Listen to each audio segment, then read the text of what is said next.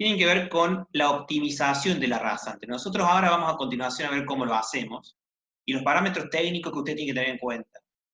Pero influye también en el diseño, y esto lo se gana con la práctica, no hay otra, tener en cuenta también las cuestiones de confort y estética. ¿Sí? A lo mejor le verificó técnicamente perfecto, pero si estos criterios que les venimos contando recién no se toman en cuenta, puede hacer un camino peligroso. Así que un comentario nomás para adicionar. ¿Sí?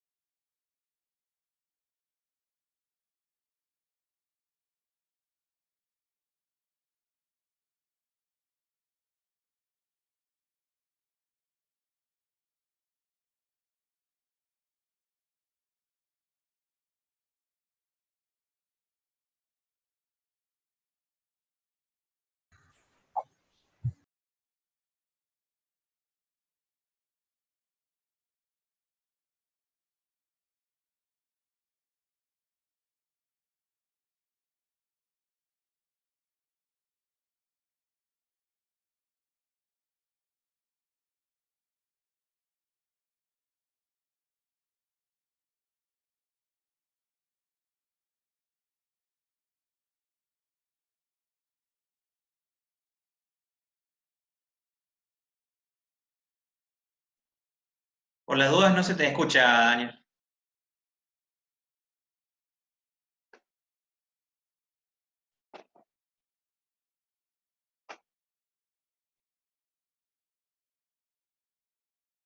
No, seguimos con... A ver ahora.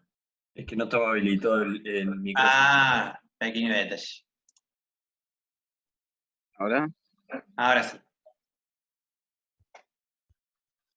Bueno, ahí hay un ejemplo claro de más o menos lo que venimos comentando. Fíjense cómo se ha intentado copiar perfectamente el perfil del terreno en la parte de arriba, en la imagen de arriba, y en la parte de abajo se ha hecho un tratamiento correcto. Implicó un movimiento de suelo, sí, pero ayudar a la visibilidad. Ahora sí se me escucha. Con eco. ¿Sí? ¿Sí se escucha? Bueno.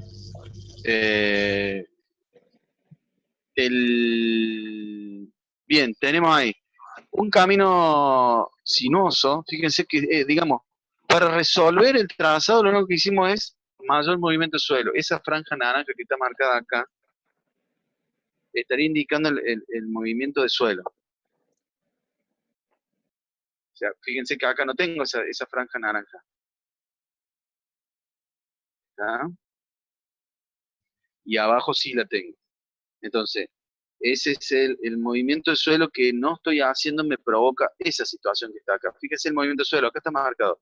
En la línea de trazo, esa línea de trazo me marca un terraplén en una de la parte y un desmonte en la segunda parte.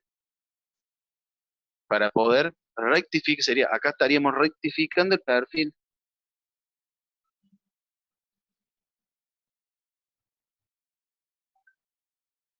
Rectificando el perfil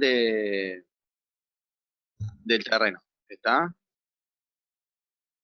En la zambullida, que no tenemos visual. ¿Y acá qué pasó? Y yo lo que no quise hacer es sacar ese movimiento de suelo, pero acá tiene un condicionante, acá está atenuado. Acá está atenuado. ¿Cuál es la atenuación? Que fíjense en los costados, tengo elementos o ya hechos existentes que me invalidarían hacer ese movimiento de suelo. O bien, tendría que hacer yo todo una rectificatoria de accesos para poder entrar a la ruta. O evitar que entre a la ruta por este lado. Fíjense que acá tengo un acceso. Entonces, si yo voy a rectificar esto por una cuestión de visibilidad, que eso debe ser lo correcto, yo debiera anular este acceso y generar este acceso por otro lado.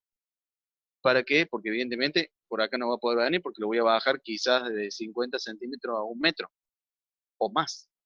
¿Se entiende? ¿Se entiende eso que acabo de decir? Vayan poniendo sí o no, así vamos.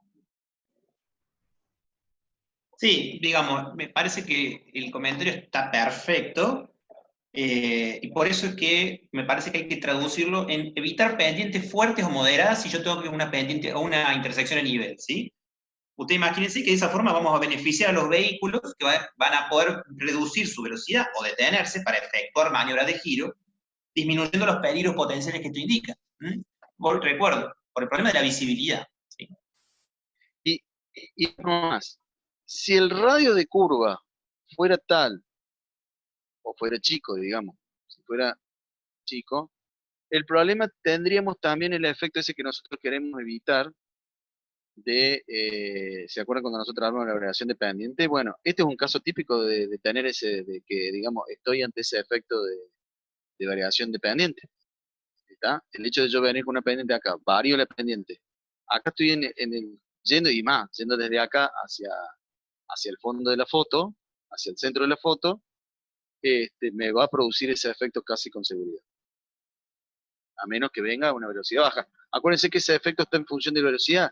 Si yo vengo a 20 kilómetros por hora, no tengo el efecto ese. Si yo vengo a 60, 70 kilómetros por hora, sí tengo ese efecto de la sensación esa que nosotros siempre le decimos. Bueno, y esto en duración. Esta es la parte estética, primero que no corresponde. Y segundo, evidentemente le da inseguridad al vehículo, porque no sabe, no está seguro en ningún momento, o fijo en ningún momento, digamos, tiene que tener control pleno, por más que uno siempre tiene control pleno, pero uno no puede estar 3 horas con un control pleno del vehículo. ¿Qué es lo que hace normalmente?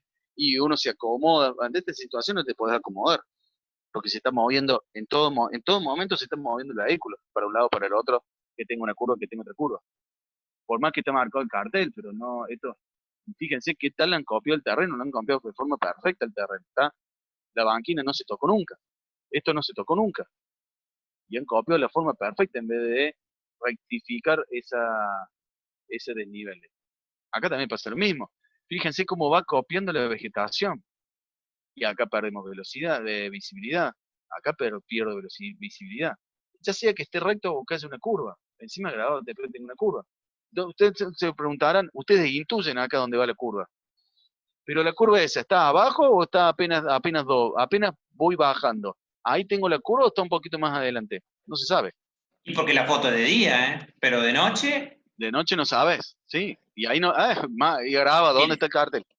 Hay un ¿Dónde está el cartel? hay un ejemplo de diseño vial que tuvo muchas críticas acá en la ciudad de Córdoba, que es una vialidad urbana, y los diseñadores dijeron, vamos a hacerlo a propósito, a que tenga lo más que se parezca al terreno, porque de esa forma, decían ellos, vamos a lograr que la gente baje la velocidad, porque no se va a sentir segura para transitar. Esto es el que conoce, genial, y si no, si quieren pueden averiguarlo, el nuevo vial que se construyó en la zona del puente del Tropezón, el puente de Turín, perdón, conexión con la avenida Riobamba. Esa zona tiene enormes problemas de visibilidad, muy mal desde el punto de vista de diseño, pero ellos esgrimen de que lo hicieron a propósito, justamente para que la gente baje la velocidad. Son criterios. En una cosa es vialidad urbana y otra es esta. Pero fíjense cómo a la hora de los criterios muchas veces se esgrime determinadas cuestiones de seguridad que no siempre son así, y de hecho en este nuevo vial ha habido varios accidentes por falta de visibilidad, aunque se cumpla con la velocidad. ¿Sí? Ahí me están preguntando algo. ¿Quién aprueba los trazados? Bueno, a ver si alguien me dice dónde son estas fotos. Justo la... ¿Por qué se ve tan chiquito? ¿Dónde son estas? A ver si alguien me dice dónde está foto. La foto que estoy mostrando a continuación, si bien son chiquitas, veis que era más grande la foto. Podés hacerle zoom, creo. Ahí tenés la opción, abajo a la izquierda. A ver si... Pero no, claro, no a todas, me tengo que hacer... Qué raro. Claro, tenés que hacer uno por uno. ¿Dónde es esa foto? Vos, Martín, ya sabes, pero ¿dónde están? Sí. A ver si alguno se da cuenta dónde está la foto. Ahí hay respuestas en el chat. Dice A ver. uno, ¿Qué Nicolás significa Bebé. escuché yo? Vamos a poner otra foto. Bueno, ese personaje lo deben conocer. Ese soy yo. Esa mancha que está ahí en el centro ese soy yo. Bueno, fíjense, es una autovía, 2 carriles, ahí está el elemento separador, a ver si alguno ya se dio cuenta de dónde estamos. Autovía Altagracia, muy bien, es el campo de la UTN, perfecto. Entonces ahora voy a contestar quién hace estos trazados. Ay, solamente tengo... Bueno, creí que tenía el plano. Estos trazados son propuestos por, no, pueden partir de 2 o 3 lugares. En este caso, la propuesta de diseño fue hecha por mí y fue presentada ante Vialidad. Quien lo corrigió fueron los que corresponden a la parte de diseño de caminos, la parte de diseño geométrico, y quien lo aprueba en definitiva y quien da los permisos es el ingeniero Toledo Luis, con Laureana Pestegui, ex alumna e ingeniera ahora, ingeniera civil de nuestra casa de estudios, compañera de curso, y el ingeniero, hay otro más que también está recibido acá en la tecnológica. Son 2 alumnos, 2 exalumnos de la tecnológica, que son los que dan los permisos de corte de calzada y toda la documentación que hay que presentar. Todo este tipo de trabajo, en este caso es la dársena eh, de descenso, o sea, de ingreso y de egreso, ¿está? Al campus. ¿Está? Bueno, para darles una idea de eso. La otra modalidad es que los propios diseñadores, las propias personas que trabajan ahí en diseño geométrico son los que pueden generar los caminos. Y una tercera opción es por medio de una licitación, en donde se le da a distintas empresas contratistas la posibilidad de que ellos ejecuten sus diseños o propongan su diseño, donde evidentemente que ahora es como sería que cada integrante de ustedes sea una empresa contratista. Entonces, ahora, si bien ustedes no se hablan, el mejor trazado de ustedes vendría a ser el mejor trazado de los contratistas y a esa gente es la que se le contrata. Y en ese sentido se establecen ciertas condiciones de criterios de diseño, ¿está? Pero que evidentemente tienen que estar todos. La otra gran fuente en Córdoba, particularmente en Córdoba, es Camino de la Sierra. Camino de la Sierra tiene un montón de personal que hace diseño, especialmente docentes de la Nacional, que trabajan en Camino de la Sierra y son los que aprueban o no este tipo de obra. En particular, esta obra, el camino que recorrió fue presentación ante Vialidad de la provincia, en la calle de Cañada, y eso se derivó a Camino de la Sierra, que fue el que aprueba en definitivo, porque este trazado está concesionado a Camino de la Sierra. Y la obra se entrega a Caminos de la Sierra, quien deberá hacer el mantenimiento respectivo en el tiempo sucesivo a posterior de la finalización de la obra y la la recepción provisoria o recepción definitiva de la obra. En ese sentido, no hay ninguna foto que quería ver. Bueno, fíjense en esto. Si usted, me encantaría que en algún momento el que pueda ir, pueda pasar, haga lo siguiente. Se pare en la zona del campo y va a haber aguas arriba, a aquel lado, que se ha hecho un movimiento de suelo y en el alrededor lo que se ha sacado es aproximadamente entre 1 metro, 1,20 m de altura de suelo. Ahora, si van hacia aguas abajo, hacia acá abajo, hacia donde está la parte inferior de la pantalla, van a encontrar que en los siguientes pasos con alcantarillas, digamos que está elevado, no se produce un mantenimiento. Entonces, el trabajo que se hizo, digamos, el trabajo que se tenía que hacer era el que se hizo, pero a sabiendas de que se hizo, sabemos que esto en cualquier momento se va a volver a tapar el suelo, porque si no limpian abajo, evidentemente que el agua no va a escurrir, se va a estancar. Al estancarse, todo el sedimento que escurría bajo esa corriente de agua va a sedimentar en el lugar y eso va siempre hacia aguas arriba, lo que se va sedimentando cada vez va subiendo.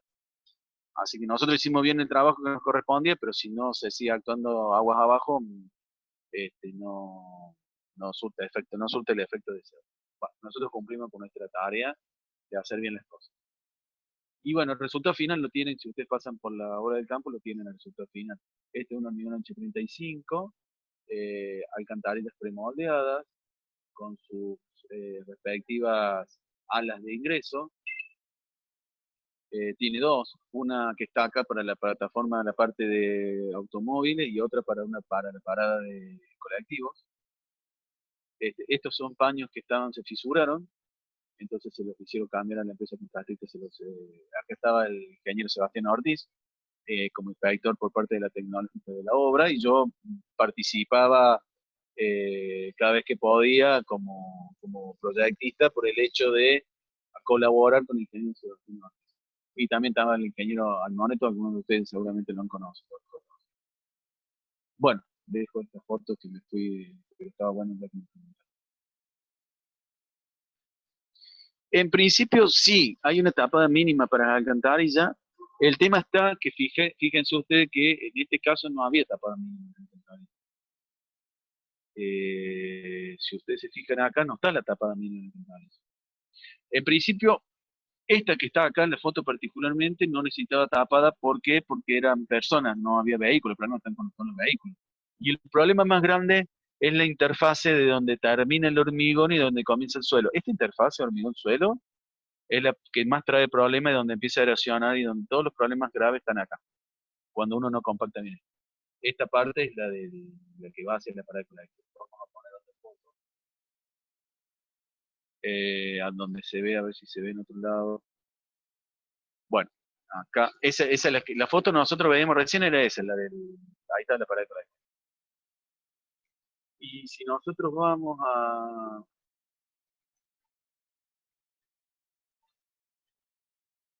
Bueno, fíjense acá. Acá está la parte de ingreso vehicular, sería así, ¿no? Y fíjense que, ¿cómo resolvimos esto? Bueno, encima de la alcantarilla se colocó una malla pasante de la alcantarilla. Se pasó 60 centímetros hacia la izquierda, digamos, si yo miro un eje acá, 60 centímetros hacia un lado, 60 centímetros hacia el otro, con una malla, una doble malla de hierro del 12 cada 10 centímetros. Y eso se lo hormigonó tenía un espesor de 25 centímetros en algunas partes y 21 centímetros en otras. ¿Para qué? De forma transversal, provocar el escurrimiento del agua de forma transversal a ese lugar donde está ahí. Pero se logró con eso, digamos, se suplió la tapada que, digamos, era obligatoria por malla que no apoyaba sobre la alcantarilla, sino que apoyaba sobre la parte compactada. Ustedes ya han visto la parte de compactación de cuarto año que yo tenía. Entonces esa parte de compactación, los 60 centímetros era justamente para que apoyara no en la alcantarilla, sino que apoyara en los terraplenes de sustentación, su base, en la base digamos, de sustentación, su base porque tenemos. En ese sentido, con esa rigidez, fue donde fue aprobado este sistema de tecnología. Y también tenía una malla arriba también de hierro del 12, o sea que tenía malla inferior y superior. La malla superior estaba dado por si existiera en algún momento alguna falla del terraplén de apoyo. ¿Qué pasa si yo, donde estoy creyendo que va a apoyar, no apoya?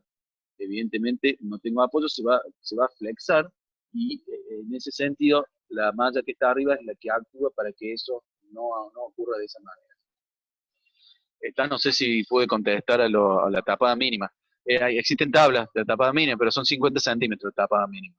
Pero se puede suplir mediante el elemento, esto se propone y se aprueba.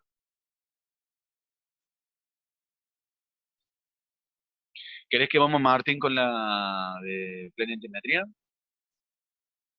Vamos nomás, no sé cuánto tiempo queda de sesión, pero no importa. Vamos, la haremos con eso.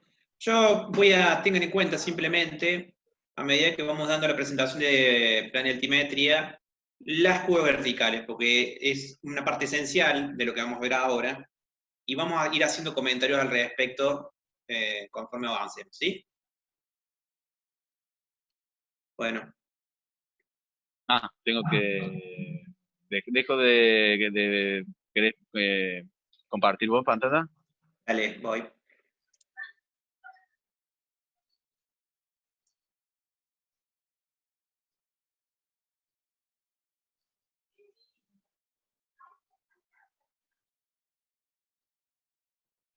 Bueno. Alineación planialtimétrica. Dale, man. Vámonos.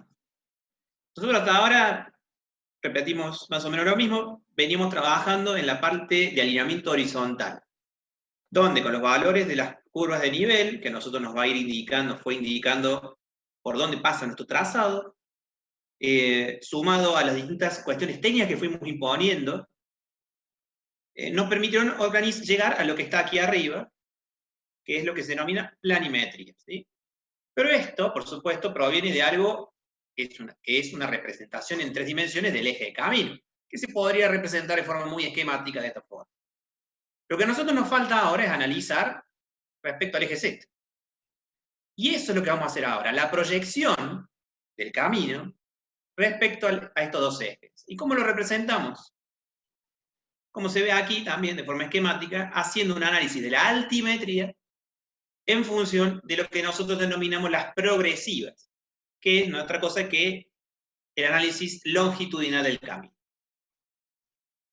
¿Cuáles son los objetivos que ahora nos vamos a plantear para esta alineación planialtimétrica? Primero que nada, lograr el trazado de perfil longitudinal.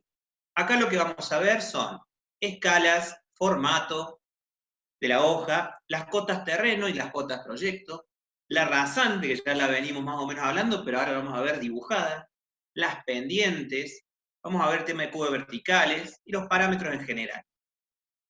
Y con esto vamos a poder llegar a un elemento muy importante, que es obtener las áreas de movimiento del suelo. Ya lo vamos a ver, pero vayan viendo que eso es lo que vamos a buscar.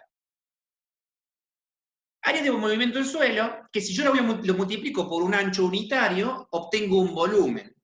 Entonces sería un volumen unitario de movimiento del suelo. Nosotros por ahora vamos a poder ver una parte de ese movimiento del suelo, por eso es que hablamos de áreas. Más adelante, cuando incorporemos los perfiles transversales, es decir, analicemos no longitudinalmente, sino transversal por donde pasa el camino, es que vamos a poder analizar el volumen verdadero de movimiento del suelo. Pero, por ahora analizamos las áreas. ¿Cuál es el objetivo? Buscar un equilibrio de movimiento del suelo, tanto en volumen como en espacio recorrido. Pero, y lo más importante, reducir, siempre cumpliendo las cuestiones técnicas, reducir lo más que se pueda el movimiento del suelo a nivel general. ¿Por qué? Porque el movimiento del suelo, recuerden ustedes, es el elemento que más costo tiene en lo que refiere a la obra. ¿Sí? ¿Podés volver una filmina? Vamos acá. Miren, cuando ustedes quieren analizar ese elemento que está a la izquierda en 3D, evidentemente que van a trabajar en volumen, porque esa línea que está ahí es una representación del eje del camino. Pero cuando yo estoy trabajando con el perfil longitudinal, abajo, a la derecha, vuelvo a trabajar en 2D. Y al trabajar en 2D es donde, como dice Martín, nosotros debemos considerar un ancho unitario, porque lo que estoy viendo es como un plano. Y lo que yo voy a ver un plano y los datos que voy a sacar de ese plano van a ser áreas, porque voy a estar trabajando en un plano. Pero siempre debo recordar que voy a tener un espesor y voy a tener que luego, así como hago la abstracción de llevarlo a un plano, lo tendré que refrendar o pensar en un volumen. Profe, Bien. usted nos habló de un costo por kilómetro por puente. ¿Hay un costo estimativo por metro cúbico de suelo? Sí, sí lo hay. No sé si Martín vos tenés uno en la mente porque... La verdad es que no lo No, recuerdo es ahora con distinto, exactitud, es pero distinto el de terraplén que de monte, ¿no? claro, ese es el tema. El movimiento del suelo es más difícil de establecer un valor referencial porque depende de muchos factores. Principalmente el tipo de suelo que vamos a tener, no es lo mismo que tengamos que mover roca que tengamos que mover un loess, por ejemplo. Después, por una cuestión de volumen y de altura de volumen, de los materiales que vamos a utilizar, de la maquinaria, en fin, tiene mucha más complejidad en ese sentido. Pero sí te puedo decir que el movimiento del suelo dentro del costo general de la obra es aproximadamente entre un 70 y 80%. Es lo que más suma. Estamos hablando, por supuesto, de obras de caminos de montaña, que es lo que vemos en esta materia. Cuando se hacen caminos rurales, decía, ya el costo mayor no va a ser tanto por el movimiento del suelo, sino en muchos casos por el pavimento, por el paquete estructural o por las obras de arte, ¿sí? Bueno, volviendo a la filmina, este básicamente son los objetivos. A ver, yo no tengo, no sé si veo los chats. Ahí está, bien. Bueno, seguimos. Esto es lo que vamos a ver ahora, perfil longitudinal. Yo les voy a describir brevemente en 2 palabras qué significa cada cosa y luego nos vamos a adentrar un poco más. Pero esto es básicamente lo que estamos buscando, ¿sí? Nosotros estamos buscando, tenemos un eje de altura, de altitud, tenemos otro eje que es de progresivas, o sea, de longitud. Vamos a tener lo que nosotros denominamos guitarra, que es como vamos a nomenclar al eje de longitud, ya lo vamos a ver. Acá podemos observar, primero que nada, 2 líneas, 2 poligonales, dos poligonales. Primero vemos una que está en negro, perdón, esta de acá. Esta corresponde al análisis del terreno. Y luego esta que está en azul es la que corresponde a la rasante. También ya vamos a explicar cada una de esas cosas y cómo llegamos a eso. Pero por ahora vean cómo las diferencias entre las cotas terreno y las cotas proyecto van formando áreas. Esas áreas nosotros las vamos a marcar con distinto color en función de si es un área que vamos a terraplenar, por ejemplo, en este caso, el camino nosotros lo estamos haciendo pasar por encima de lo que está en el terreno. O sea que acá vamos a tener un volumen de suelo a terraplenar, a llenar, a rellenar. Y acá al revés, el camino lo hacemos pasar por un sector que está inferior a lo que existe actualmente en el terreno. Entonces lo que vamos a hacer es desmontar, sea con dinamita, con máquina, lo que sea, depende de lo que estemos desmontando. Esa concatenación nos va conformando el perfil longitudinal, ¿sí? Aquí arriba, bueno, este plano lo tiene acá, en este sector, ponemos una descripción, fíjense, propuesta 12, por ejemplo, del grupo tal, tramo tal. Ya vamos a ver esto de acá. Acá les dije la línea de proyecto, que es la rasante, y la línea de terreno, y bueno, luego el rótulo, ¿sí? Esto es básicamente lo que estamos buscando nosotros con el perfil longitudinal. Vamos a analizar parte por parte, qué es todo esto. El procedimiento sintético que nosotros vamos a buscar ahora, concatenado con lo que acabo de decir. Primero hay que definir una escala para poder hacer esto. Yo vuelvo acá.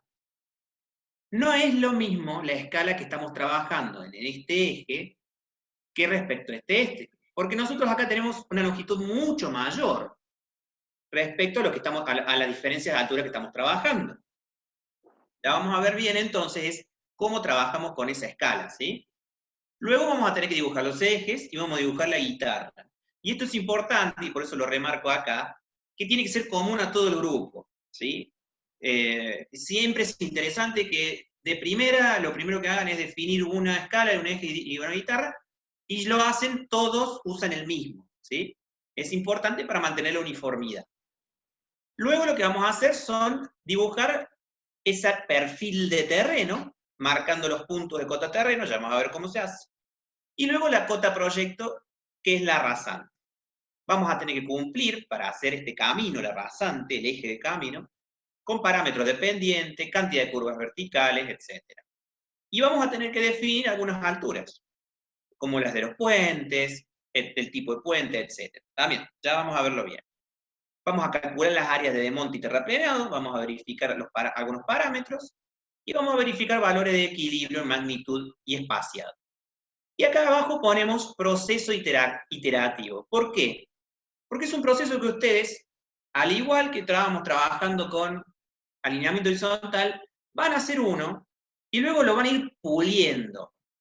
¿Puliendo en qué? En el objetivo de llegar al menor movimiento del suelo, a la compensación adecuada, a un equilibrio en el espaciado, ¿sí? Con un orden de prioridad, siempre cumpliendo los criterios técnicos. Por eso es que ustedes van a hacer uno, lo van a pulir, van a hacer otro, y así sucesivamente. Ya vamos a ver bien cuáles son esos criterios. ¿Sí? Pero esto es un procedimiento sintético y esta filmina yo voy a volver al último, la van a entender más al último. ¿Sí? Vamos a hablar primero del formato de la hoja. En primer lugar, tenemos que establecer una escala. ¿De qué va a depender la escala? Va a depender del orden de magnitud, tanto en longitud como en altura a salvar, ¿sí? Fíjense que yo acá, este camino, estableció un eje que va entre los 1400 y 1300, en realidad estableció un plano de referencia de los 1200 metros sobre el nivel del mar, estoy hablando, hasta los 1900. O sea que hay una diferencia de 700 metros entre el punto inicial y el punto final del camino. Pero después, respecto a la longitud, que no está escrito acá, tenemos 6 kilómetros. Entonces tenemos en un eje y en un eje de altura tenemos 700 metros contra 7000 metros. Entonces no podemos utilizar la misma escala en un eje y en el otro. Entonces, ¿qué es lo que se suele hacer? Utilizar escalas de este tipo. Estas son algunas de ejemplo, pero cada uno de ustedes va a encontrar y va a tener que encontrar la que más se adecue a su caso, en función, como les digo, del orden de magnitud que tenga tanto en este eje de altura como en la longitud del tramo. ¿Sí? Martín, Dale. en ese sentido, es bueno destacar lo siguiente, que ustedes tienen que evaluar, Martín dijo 6 kilómetros. Bueno, si nosotros tenemos esos 6 kilómetros, yo de antemano tendré que saber, estimar, cuál es mi valor mínimo de altura, no ni del inicio ni del final, sino por donde voy pasando. Ustedes saben que a medida que han hecho el trazado altimétrico y han puesto las curvas horizontales, han ido pasando y transcurriendo curvas de nivel. Si ustedes ahora lo hacen con mayor detenimiento, van a encontrar en algún punto la curva de nivel menor, la más baja, y en otro punto la curva de nivel mayor. Es decir, que si yo tengo la curva de nivel menor y la curva de nivel mayor, vamos a decir por un lado 1325 y por otro 1950, podré decir ahora que si yo tomo un plano de referencia en 1200 y me voy hasta los 2000 metros, todo lo que esté por graficarse quedará circunscripto dentro del plano, porque mi mayor problema es decir, hago todo y después tengo puntos por fuera de lo que yo voy a plotear o voy a imprimir. Entonces, las escalas en vertical están en función de que todos los puntos estén adentro. Parece algo muy básico decirlo, Sí, pero pero es si no lo base, pero decimos se pueden justamente llegar a equivocar. es básico. Es algo muy básico, pero se pueden llegar a equivocar. ¿Está? Ya más adelante lo van a entender mejor, sobre todo cuando veamos cómo se grafica y por qué va a pasar eso. Les va a terminar pasando de que si ustedes pusieran una escala igual en ambos casos, el plano les va a quedar un acordeón, básicamente. Van a tener que imprimir muy largo de un eje y muy corto del otro. Ya lo vamos a ver mejor después. Bien, y después tenía los valores, después tenemos los valores de que determinan esa guitarra. Fíjense que son 5 textos y a la derecha de 5 textos se van a ir escribiendo valores parciales, progresivas, cota de terreno, cota de proyecto y su diferencia. ¿Cuál es el valor? Si yo les pregunto ahora, ¿cuál es el valor que ustedes pueden llegar a saber, a ciencia cierta, al día de hoy, de todas esas 5 palabras que ustedes tienen ahí? ¿Cuáles serían las que ustedes podrían llegar a completar con los datos que ustedes tienen el día de hoy?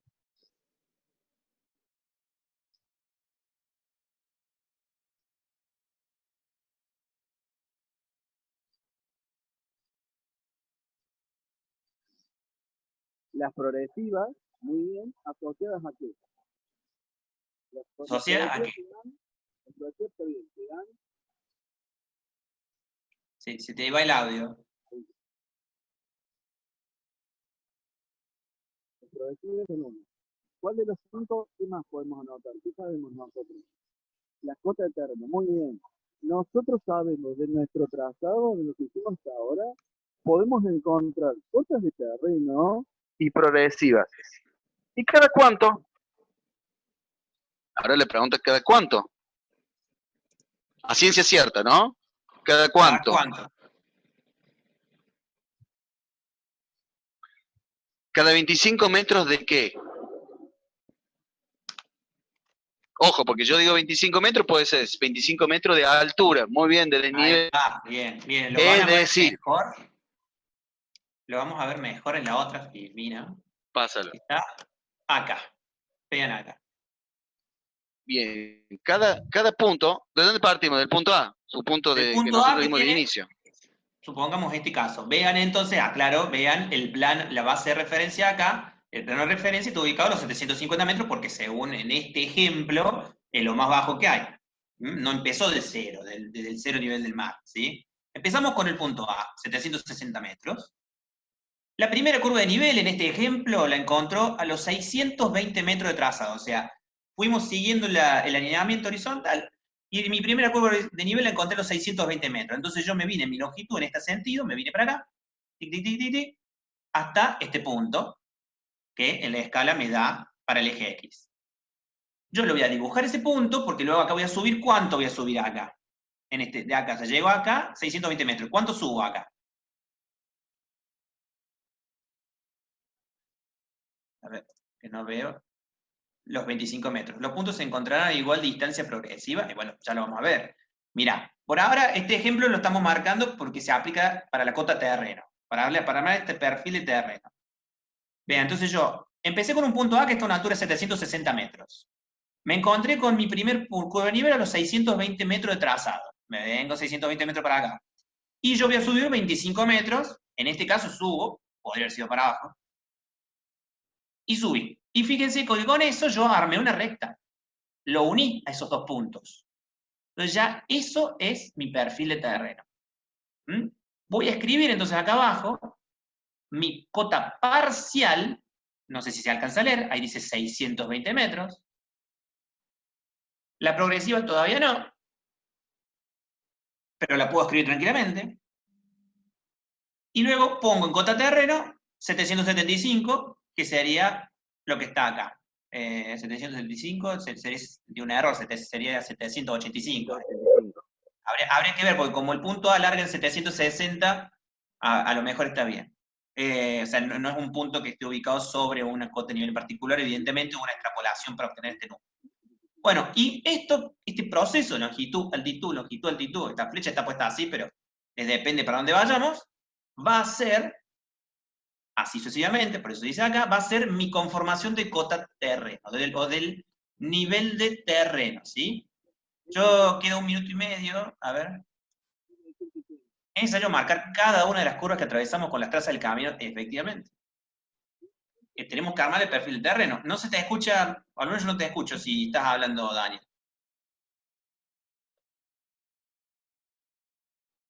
Hola, hola. No debe estar hablando porque tiene el micrófono. Ah, bueno. Tengo un punto por cada curva de nivel. Efectivamente, es así. Yo llego a una curva de nivel, trazo ese punto. Llego a otra curva de nivel, trazo ese punto. ¿Sí? Entonces, así. Acá, por ejemplo, para llegar a mi otra curva de niveles se recorrió mucho menos distancia. Ha sido mucho menor. Entonces, la tracé acá. Y luego subí 25 metros. Acá, evidentemente, no hubo diferencias. Seguí adelante. Sigo, y bueno. Y así fui armando la cuestión. Cerramos y volvemos a salir. Así seguimos con la clase, ¿sí?